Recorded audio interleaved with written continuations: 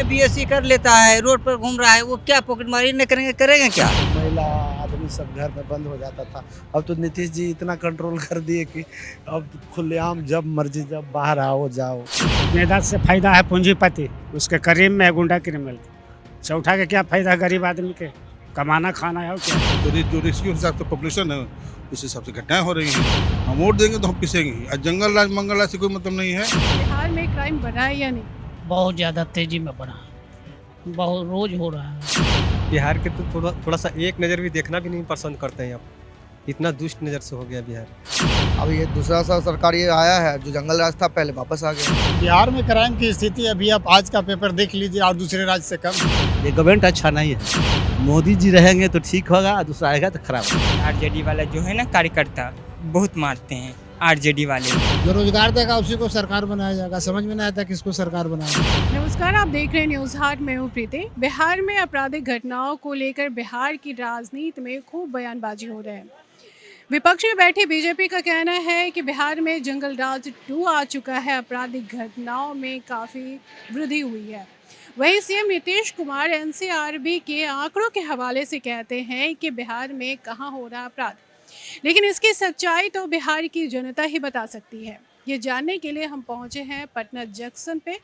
Patna junction का ये परिसर है और यहाँ बिहार के लगभग जगह से लोग होते हैं, यात्री होते हैं। उनसे हम जानने की कोशिश करते हैं कि आखिर बिहार में आपराधिक घटनाओं में वृद्धि हुई है या नहीं, इससे पहले किस तरह से वो आपराधिक घटनाओं को देख रहे थे। अपराधी को भी सरकार रहेगी, नियंत्रण होना नामुमकिन है। कैसे नामुमकिन है अगर प्रशासन व्यवस्था दुरुस्त किया? जब बीजेपी सरकार थे उस टाइम में भी अपराधी बढ़े थे, तो अभी लालू जी और नीतीश कुमार बढ़ गए तो फिर अपराधी का बात उठाना, वो मुद्दा उठा लेता है बीजेपी। उस टाइम में काहे नहीं उठाया? अच्छा, पहले भी इसी रफ्तार में आपराधिक घटनाएं घट रही थी। सरकार किसी का बनेगा, किसी में कोई दिक्कत नहीं है, अपराधी हो ही रहा है कुछ न कुछ। वो बीजेपी सरकार रहे या आरजेडी सरकार रहे। आपका कहना है कि कोई भी सरकार कंट्रोल नहीं कर सकती? नहीं, ये बात नहीं बोल सकते हैं। कंट्रोल होगा, धीरे धीरे होगा। भुखमरी बढ़ रही है, आम जनता के सामने में भी बारिश नहीं हो रहा है, बेरोजगारी हो रहा है। सरकार उस ध्यान में दे बेरोजगारी को दूर करने के लिए। बीए में बीएससी कर लेता है, रोड पर घूम रहा है, वो क्या पॉकेटमारी नहीं करेंगे, करेंगे क्या? ये तो थोड़ा बहुत होते रहेगा, न कभी किसी को राज आ जाए। नहीं रुका है, नहीं रुकेगा, थोड़ा बहुत तो होना ही है। क्यों नहीं? अगर सरकार चाह ले तो क्यों नहीं रुक सकती? नहीं, बिल्कुल कैसे बंद हो जाएगा? बिल्कुल नहीं बंद होगा। कुछ न कुछ गलतियां करेंगे, आपस में विवाद होंगे, मार मर्डर होगा ही होगा। ऐसे किसी का भी सरकार हो बोले कि मैं बिल्कुल बंद करवा दूँ, ऐसा कहीं नहीं हो सकता। चाहे बीजेपी की सरकार हो, आरजेडी का हो, नीतीश कुमार का हो, किसी का भी सरकार हो, बिल्कुल नहीं बंद हो सकता। कंट्रोल तो कर सकते हैं ना? हाँ, कंट्रोल तो बहुत जीरो टैलेंट पर आ गया। कंट्रोल तो इतना हो गया कि शाम के बेड डूबे से बंद हो जाता था 6 बजे से। अब महिला आदमी सब घर में बंद हो जाता था। अब तो नीतीश जी इतना कंट्रोल कर दिए कि अब खुलेआम जब मर्जी जब बाहर आओ जाओ, कोई दिक्कत नहीं। तो जीरो टैलेंट है, अब कितना करोगे? यानी आपका कहना है कि आपराधिक घटनाएं घट ही नहीं रही हैं बिहार में, एकदम कंट्रोल हो गई? कंट्रोल बिल्कुल, हम ये कहाँ कर रहे हैं कि बिल्कुल कंट्रोल हो गया। हाँ, थोड़ा बहुत तो कंट्रोल बहुत है, जीरो पर है। अब जीरो के मतलब यह नहीं है कि बिल्कुल बंद हो जाए, कुछ न कुछ तो कहीं घटना होना ही होवे करेगा। कोई गलती भी करेगा, कोई कुछ करेगा। मान लिया जाए कि हम दोनों भाई हैं, आपस में झगड़ा जमीने के हुआ या कोई चीज़ मामला हुआ या किया दुश्मनी है, तो उसमें तो थोड़ा बहुत होवे करता है। क्या नाम है आपका? विनय कुमार।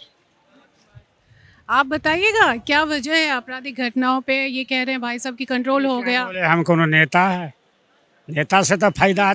ये भी नेता नहीं है, इन्होंने अपनी बात रखी। नेता से फायदा है पूंजीपति, उसके करीब में है गुंडा क्रिमिनल।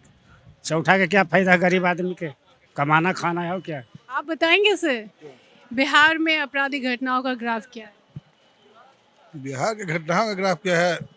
आपसी विवाद है, आपसी रंजिश है,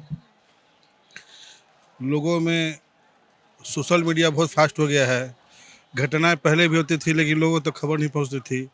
और सोशल मीडिया की वजह से कोई भी खबर होती है तो तुरंत पहुंच जाती है, तो को लगता है कि बहुत ग्राफ बहुत ज़्यादा बढ़ गया है। घटनाएं तो शुरू से होती आ रही हैं। पहले पॉपुलेशन कम था, उस हिसाब से परसेंटेज देखिए, तो आज पॉपुलेशन ज़्यादा है तो घटनाएं ज़्यादा हो रही हैं।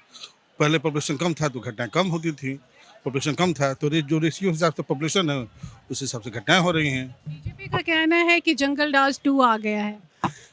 देखिए, वो तो आपसी रोटी सेकने की बात हो गई। जंगल राज और मंगल राज इस सबसे मतलब नहीं है। बहुत बड़ा एक गेम हो रहा है पूरे पब्लिक के साथ। हर लोग अपने रोटी सेकने फेरा में, सत्ता के फेरा में, रहने के फेरे में हैं। लेकिन सच्चाई है कि जो आम जनता है उसको कुछ कहीं मिल नहीं रहा है। बीजेपी की भी सरकार जहाँ है वहाँ भी उस आम पब्लिक को बहुत कुछ नहीं मिल रहा है। आप यूपी में जाके देख लीजिए, बगल में ही हमारा पड़ोसी राज्य है, बहुत कुछ आम लोग नहीं, आम के लिए वहाँ कुछ नहीं है।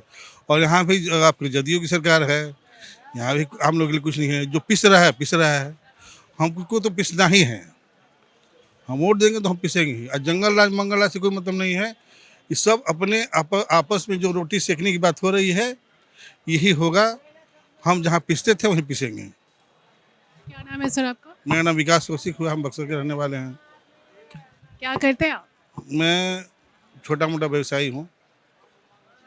लेकिन व्यवसायियों के लिए तो बहुत ज़्यादा कह रहे हैं, व्यवसायी जो हैं वो उनका कहना है कि आपराधिक घटनाएं बहुत बढ़ रही हैं, व्यवसायियों पे हमले बहुत हो रहे हैं। पहले व्यवसायी लोग एक सीमित दायरे में थे। आप ये होश के पहले की मैं बात कर रहा हूँ, आपके पिता जी को याद होगा, पहले व्यवसायी कम हुआ करते थे, पहले दुकानें कम हुआ करती थी। आज की दुकानों की संख्या बहुत ज़्यादा बढ़ चुकी है। और रह गई बात कि जब संख्या ज़्यादा होगी किसी चीज़ की तो अनबैलेंस तो होना ही होना है। ये व्यवहारिक चीज़ है और सरकार उसको गलत ढंग से हमारे सामने रखती है। विपक्ष हमेशा किसी चीज़ को गलत ढंग से रखती है। बहुत सारी सरकार की योजनाएं बहुत अच्छी हैं, तो आम लोग तक पहुंच नहीं पाती। इतनी ज़्यादा घुसखोरी बढ़ चुकी है, सरकार का इस पर कमांड नहीं है। एक एक पदाधिकारी को स्वयं साल भर में एक बार अपने संपत्ति का ब्यौरा देना चाहिए। स्कूल का प्रिंसिपल ही क्यों नहीं हो, प्राइमरी स्कूल का अगर वो टीचर है उसको भी अपने सरकारी ब्यौरा स्वयं से देना चाहिए। इनकम टैक्स रिटर्न फाइल करने से नहीं होगा। आप जो घूस खा रहे हैं, मिड डे मील का अनाज खा रहे हैं, ट्रांसफ़र पोस्टिंग में सस्पेंड कर दिए तो फिर रिज्वाइनिंग के लिए अगर घूस ले रहा है, वीडियो ले रहा है, डीओ ले रहा है, सीओ ले रहा है, तो ये सब जब तक आप करप्शन नहीं रोकेंगे संभव नहीं है। लोग आक्रोशित हो रहे हैं। आपको क्या लग रहा है, आप छोटी बहन की तरह हैं, आपके पिता कहीं जॉब में होंगे, अगर उनके साथ कोई त्रासदी होगी, कोई अगर कुछ बात हो रही है तो आपके अंदर, आप महिला होते हुए भी, लड़की होते हुए आपके अंदर आक्रोश होगा कि नहीं होगा? अगर उस आक्रोश में कोई बेरोजगार है, थका हारा है, रजिस्ट्रेशन कर चुका है जॉब में, तो फ्रस्ट्रेशन में आके कभी भी कुछ कर सकता है। वो एक बेरोजगार के मानसिक लेवल पर आप जाके देखिए कुछ की स्थिति क्या है। तो क्या वजह है बेरोजगारी बढ़ने की? हाँ, बहुत अच्छी बात हमने कही है। बेरोजगारी होने का सबसे बड़ा 3 वजह है। पहली वजह है शिक्षा। थोड़ा सा मैं विषयांतर हो जा रहा हूँ। जब तक रोटी के फेरे में रहिएगा राष्ट्र मजबूत नहीं होगा। आज यहाँ भारत में, बिहार में रोटी की लड़ाई हो रही है, लेकिन यही एक समय था कि यहाँ की शिक्षा के लिए नालंदा विश्वविद्यालय के लोग मानते थे और उस समय लोग सिर्फ राष्ट्र के बारे में सोचते थे, रोटी की चिंता को नहीं करता था। जब तक शिक्षा की व्यवस्था नीचे से ऊपर के लिए और समान शिक्षा व्यवस्था नहीं होगी, कॉन्वेंट स्कूलें बंद नहीं होंगे, डीएम का भी बच्चा उसी स्कूल में पढ़ेगा जिस स्कूल में ठेला वाला बच्चा पढ़ता है। जब तक समान शिक्षा नीति नहीं आएगी, इस देश की बेरोजगारी कभी खत्म नहीं होगी। बेसिक चीज़ वही है। अब मान लीजिए कि अब इसको मैं थोड़ा सा और ज़्यादा बीच में आपको रोक रही हूँ, निजीकरण को भी तो काफ़ी बढ़ावा मिल रहा है। बिल्कुल सही, लेकिन शिक्षा और स्वास्थ्य में निजीकरण नहीं होना चाहिए। ये मेरा मौलिक अधिकार है। जो मौलिक अधिकार है उसमें आप कभी भी निजीकरण, आप रेलवे को निजीकरण कीजिए, कोई हमको मतलब नहीं है, लेकिन स्वास्थ्य और शिक्षा में कोई भी निजीकरण नहीं होनी चाहिए। आज सबसे ज़्यादा पैसा अगर कोई लूट रहा है तो हेल्थ और एजुकेशन के नाम पर सारे लोग लूट रहे हैं। कहाँ से लोग आगे बढ़ेंगे? आप सोचिए। आप बिजली को भी आपने प्राइवेट कर दिया, हम कुछ शिकायत नहीं, आप बिल्कुल कीजिए, लेकिन समान शिक्षा नीति और समान, जिस वार्ड में एक आम आदमी का इलाज हो रहा है उसी वार्ड में एक मंत्री के बेटा या मंत्री के परिवार का भी इलाज होना चाहिए। समान हेल्थ नियम। जो नर्स उसको सुई दे रहे वही नर्स उसको भी सुई दे, जो डॉक्टर उसको चेक करे वही डॉक्टर उसको भी चेक करे। देखिए, पूरी बेरोजगारी खत्म हो जाएगी। यहाँ क्या हो रहा है, एक पैरामीटर बनाया गया है, इतना परसेंट मार्क्स लाइएगा तो आप IIT में क्वालिफाई कीजिएगा। क्यों? जो बच्चा कोटा में जाके तैयारी कर रहा है बहुत अच्छा मार्क्स IIT में ला दिया है, लेकिन 75% उसका नहीं आया 10+2 में, तो बच्चा वहाँ पे नहीं गया। जब आप एक कैटेगरी बना दिए कि हमारे इतने कैटेगरी के अंदर में IIT को लेंगे, तो फिर 12 में ये 75% की बात कहाँ से आ गई? कितनी तलवार चलाई जा रही? सारे हम लोग गधे हैं, बेवकूफ़ हैं। आखिर किसी न किसी को तो देना ही है। यानी शिक्षा व्यवस्था लेकिन को जिस पे दुरुस्त विश्वास करने हम की कर रहे हैं, जरूरत है। देखिए जिस पे विश्वास कर रहे हैं वही धोखा दे रहा है।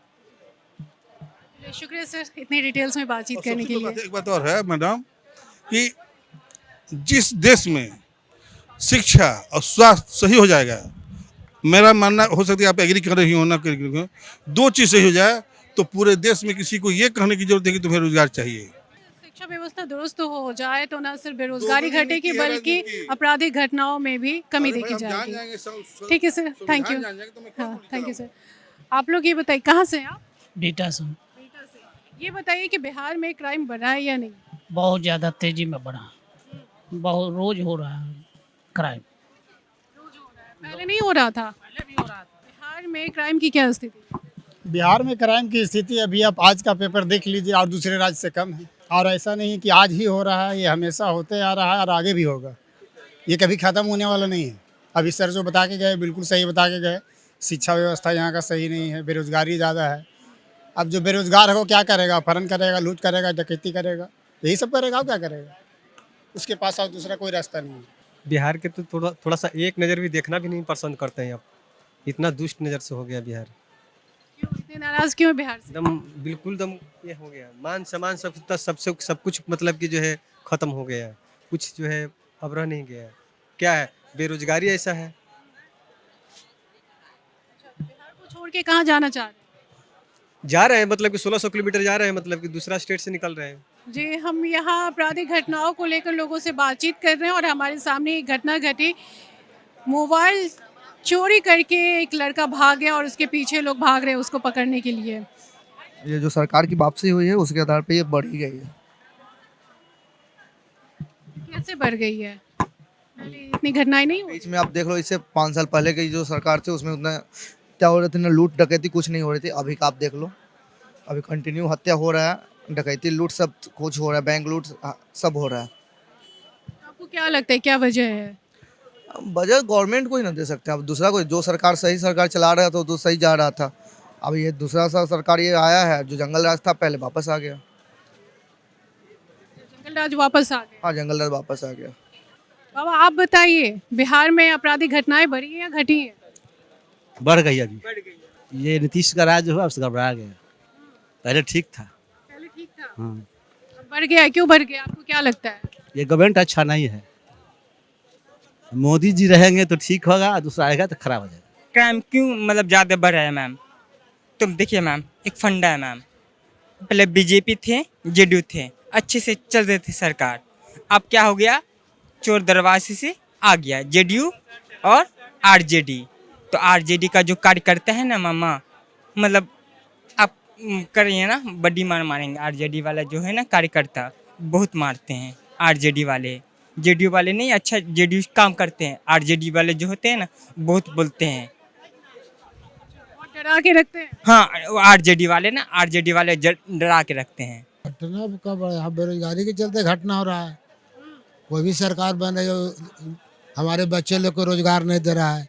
हम लोग पढ़ा लिखा के बेकार ना, उसको दिल्ली पंजाब हरियाणा जाते हैं लोग, मर जा रहे हैं। कोई व्यवस्था नहीं मिल रहा है, पढ़ लिख के सब यहाँ बर्बाद हो रहे हैं। जो गठबंधन की सरकार ने 10 लाख नौकरी का वादा किया, कुछ नौकरी भी उन्होंने दी है। तो आपको नहीं लगता है कि जो आपराधिक घटनाएं हैं और आप बेरोजगारी की वजह से कह रहे हैं कि ये घटनाएं बढ़ रही हैं, तो बेरोजगारी दर कुछ कम होगी? हाँ, रोजगार दिला तो घटना कम होवे करेगी। जो रोजगार देगा उसी को सरकार बनाया जाएगा। समझ में नहीं आता किसको सरकार बनावे। नहीं समझ में आ रहा है। जो भी बैठता है वो भी तो रोजगार नहीं देता है। ये बच्चों लोग हमारे सब बर्बाद हो रहे हैं। बच्ची लोग पढ़ रही है सब अपना अपना रोजगार के लिए, लेकिन किसी को रोजगार नहीं मिल रहा है। जो रोजगार देगा उसी को सरकार बनाएगी। यानी बेरोजगारी एक अहम मुद्दा है। हम यहाँ पे आपराधिक घटनाओं की हकीकत के बारे में जानने के लिए पटना जंक्शन के परिसर पे आए हुए थे, क्योंकि यहाँ बिहार के अलग अलग जगहों से लोग होते हैं, यात्री होते हैं, सफ़र करने वाले होते हैं। उनसे हम पता लगा सकते हैं कि बिहार में जिस तरह से आपराधिक घटनाओं को लेकर बातें हो रही है उसकी हकीकत क्या है। लेकिन यहाँ पर हमें ये मालूम चला है कि बेरोज़गारी की वजह से आपराधिक घटनाओं में वृद्धि हो रही है। अगर इसे कंट्रोल करना है तो बेरोज़गारों को रोज़गार देना बहुत ही ज़रूरी है, और साथ ही शिक्षा और स्वास्थ्य व्यवस्था में निजीकरण का भी यहाँ पे विरोध देखा गया। फिलहाल इस खबर में इतना ही। बाकी खबरों से अपडेट रहने के लिए आप बने रहिए हमारे साथ और देखते रहिए न्यूज़ हाट। हेलो एवरीवन, जयशंकर महाराज, बम बम भोले, हर हर महादेव। पटना के भक्तों, मैं आ रहा हूँ 19 अगस्त 2023 बापू सभागार पटना में होने जा रहे बिहार प्रादेशिक मारवाड़ी सम्मेलन पटना नगर शाखा की ओर से कराया जा रहा है, एक शाम भोले के नाम। बम बम भोले। मेरे साथ बिहार पटना के कौन कौन भक्त सावन के इस पावन कार्यक्रम में भोले के भजनों पे झूमेंगे, आप सभी को कार्यक्रम में आमंत्रण है। आप सभी आइए, हम सब भोलेनाथ जी का गुणगान करेंगे। हर हर महादेव, जय शंकर, जय भोलेनाथ।